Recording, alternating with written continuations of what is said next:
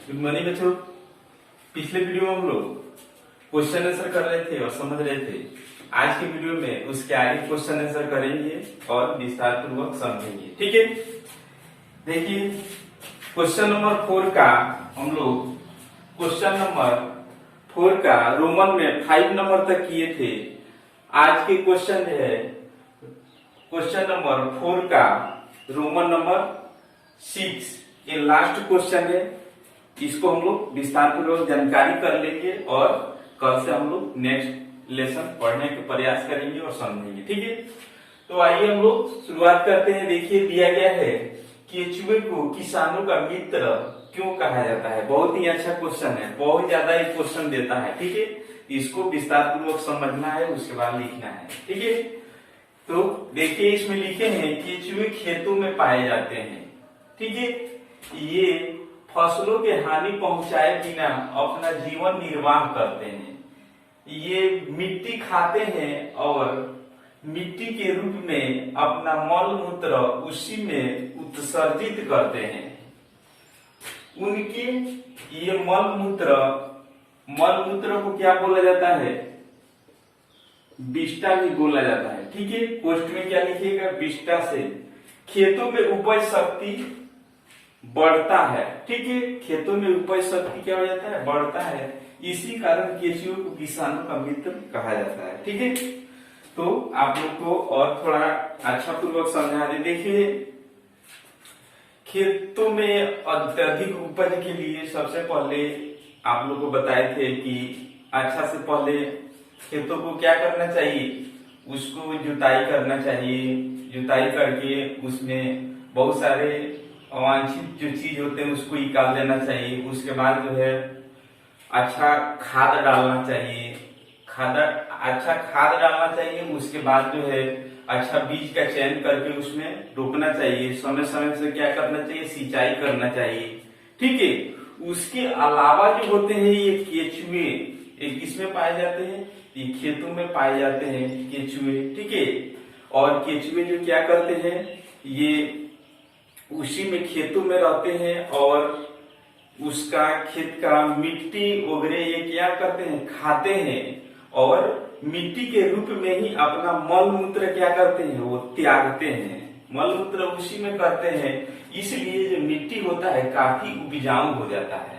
ठीक है, और काफी उपजाऊ हो जाता है, इसलिए उसमें जो भी फसल रोपा जाता है क्या होता है? उसमें जो भी फसल रोपा जाता है तो अधिक से अधिक उसका उत्पादन होता है। ठीक है, तो आशा करते हैं कि ये चीज आप लोग को विस्तार पूर्वक समझ में आया होगा। ठीक है, तो इसको आप लोग विस्तार पूर्वक क्या कीजिए?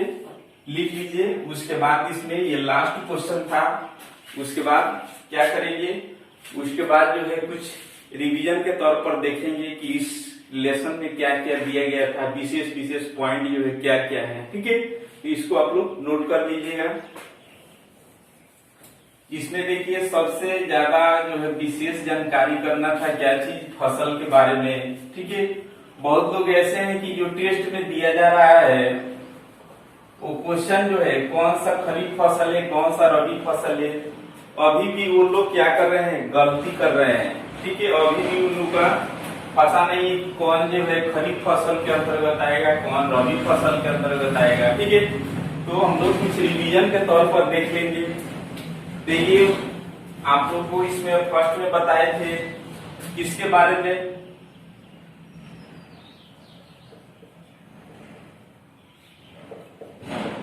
फसल के बारे में बताए थे। तो फसल जो है कितने प्रकार के होते हैं? तो फसल जो है 3 प्रकार के। एक कौन सा होता है? खरीफ फसल। उसके बाद जो है दूसरा बताए थे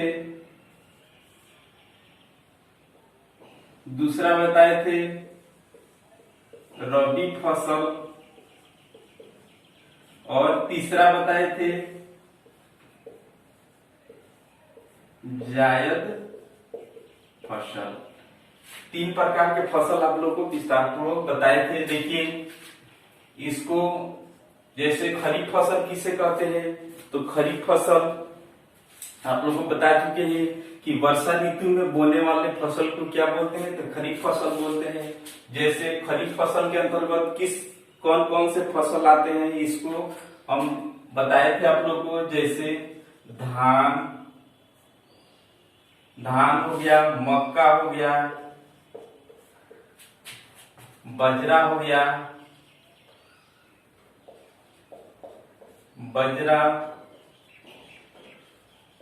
कोदो, उसके बाद मूंगफली,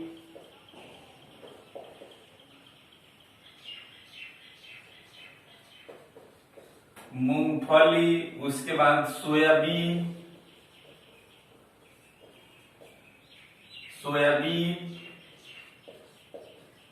तिल आदि। ये सब किसके अंतर्गत आते हैं, तो ये सब खरीफ फसल के अंतर्गत आते हैं। ठीक है, ये गर्मी के सीजन में ही इसको क्या किया जाता है, ये वर्षा के सीजन में ही क्या किया जाता है, इसका बोया जाता है, इसका उत्पादन किया जाता है। इसमें बताए थे रबी फसल में आप लोगों को बताए थे कि शीत ऋतु में बोए जाने वाले फसल को क्या बोलते हैं, तो रबी फसल बोलते हैं। ठीक है, इसका उदाहरण जो है क्या क्या आएंगे जी रबी फसल में, देखिए बताए थे आप लोगों को। जैसे गेहूं हो गया, जौ हो गया, राई, उसके बाद सरसों हो गया, अलसी, चना, उसके बाद आलू, उसके बाद राजमा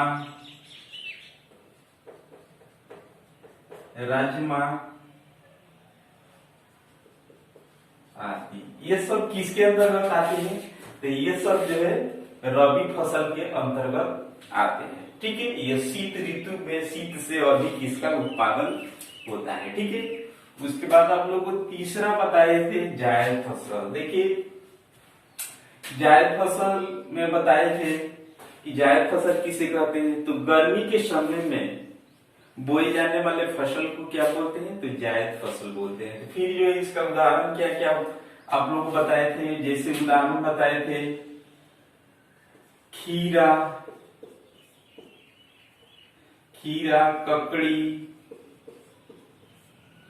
ककड़ी,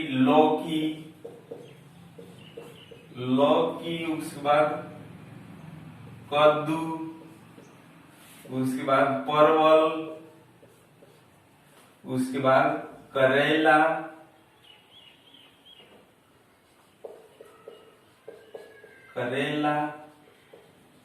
आदि। ठीक है, तो ये सब जायद फसल के अंतर्गत आते हैं। कौन सा, खीरा, ककड़ी, लौकी, कद्दू, परवल, करेला आदि। ठीक है, इसमें आप लोग थोड़ा समझिएगा इसको कि जायद फसल में ये खीरा हो गया, ककड़ी, लौकी, कद्दू, परवल, करेला, ये सब जो होते हैं इसमें क्या होते हैं, एक प्रकार का लथेर होता है। ठीक है, लथेर इसमें खीरा में भी होता है। खीरा का पेड़ देखे होंगे कि कैसे होता है, और जो है ककड़ी का भी खेतों में रोपा जाता है, उसको लथेर में जैसे फलता है। लौकी, कद्दू, परवल, ये सब में क्या होते हैं, लथेर होते हैं। ठीक है, तो ये गर्मी के समय में क्या किया जाता है, इसको बोया जाता है, इसका उत्पादन किया जाता है। ठीक है, तो इसमें विशेष पॉइंट यही सब हम लोग को क्या करना था, जानकारी करना था। ठीक है, और जो लोग इसको जो है नहीं लिखे होंगे तो आप लोग इसको नोट कर लीजिएगा। ठीक है, और जो है टेस्ट में कुछ क्वेश्चन आप लोग को दिए थे, उसको जो है आपको रिवीजन करवा दें कि क्या उसका आंसर होना चाहिए। देखिए टेस्ट में कुछ क्वेश्चन दिए थे। भूपर्पट्टी को कहा जाता है, भूपर्पट्टी को क्या कहा जाता है, इसको जो है आपको बता चुके हैं। भूपर्पट्टी को किसके नाम से जाना जाता है, तो सियाल के नाम से जाना जाता है। ठीक है, उसके बाद दूसरा क्वेश्चन दिए थे, वह न्यूनतम ताप जिस पर कोई पदार्थ जलना प्रारंभ करता है उसे क्या बोलते हैं, तो उसे बोलते हैं ज्वलन ताप, ज्वलन ताप। ठीक है, उसके बाद जो है तीसरा दिए थे, ईंधन के जलाने पर बनता है, ईंधन के जलाने पर क्या बनता है, तो CO2 एवं O2, इसको क्या बोलते हैं? O2 को क्या बोलते हैं? इसको जो बोलते हैं ऑक्सीजन, ऑक्सीजन, या इसको क्या बोलते हैं? जलवाष्प। इसको जलवाष्प भी बोला जाता है, ठीक है। तो इसका जो है बी नंबर में आपको ऑप्शन दिए थे क्या चीज? ऑक्सीजन, पोस्ट पे दिए थे जलवाष्प, तो इसका बी नंबर सही होगा। उसके बाद दिए थे पेट्रोल में लगी आग को बुझाया जाता है। तो कितने लोग जो है, बहुत सारे लोग आंसर ये लगाए हैं क्या चीज कि पेट्रोल में लगी आग को पानी से बुझाया जाता है। पानी उस पर डालिएगा तो और जो है कई गुना उसका आग का रफ्तार क्या हो जाएगा? ये बढ़ जाएगा, ठीक है। तो पेट्रोल से लगी आग को किससे बुझाया जाता है? तो बालू से बुझाया जाता है। क्या आंसर होगा जी? बालू, ठीक है।